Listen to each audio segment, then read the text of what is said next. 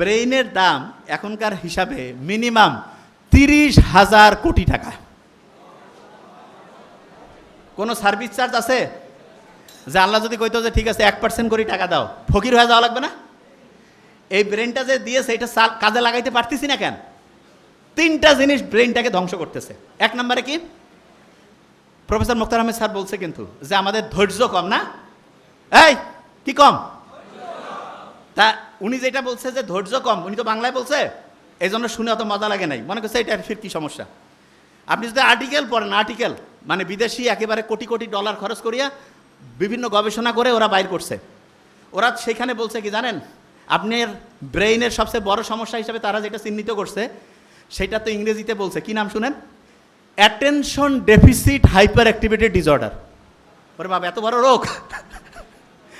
এইখানে যারা আছি হয়তোবা আল্লাহর রহমতে এরা তো ইসলামী, এদের হয়তো বেশিরভাগ জনের ব্রেন ভালো আছে, তবে সারা দেশের যদি চিন্তা করি 80% মানে 10 জনে 8 জনের, আমার সাথে একটু বলতে হবে, attention deficit hyperactivity disorder.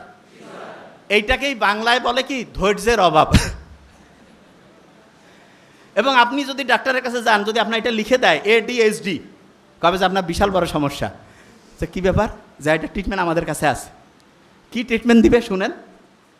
বলবে যে আপনি ঠিক রাতে এশার নামাজ যখন হবে তারপরে মোবাইল টোবাইলে দেখবেন না, ঘুমাবেন।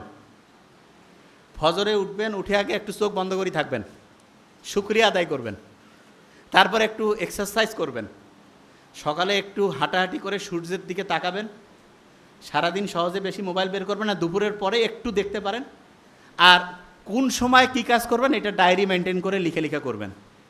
ফি হচ্ছে কয়েক হাজার টাকা নিয়ে নিবে, বুঝেন নাই?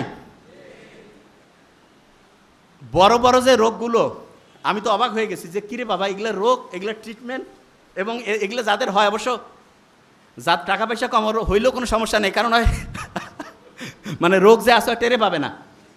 তা ওই বেশিরভাগ জন যারা আছে না, টাকা পয়সা প্রচুর, আমরা তো দেখি ওই যে তোমাদের নোবেল স্যার সারা দুনিয়া থেকে রুগী দেখতেছে আলহামদুলিল্লাহ, এবং ইন্ডিয়ায় মাদ্রাস চেন্নাইতে যে ভালো হচ্ছে না আলহামদুলিল্লাহ, কারণ খুব অথেন্টিক ইমানদারির সাথে রুগী দেখে, সে একটা পয়সা কোনোদিন 2 নাম্বারই করেন, এই জন্য অনেস্ট ডাক্তার আল্লাহর রহমত আছে আলহামদুলিল্লাহ। এবং সে যেটা করছে আমি দেখছি, হিউজ মানসিক এই প্রবলেমের রুগীগুলো আছে।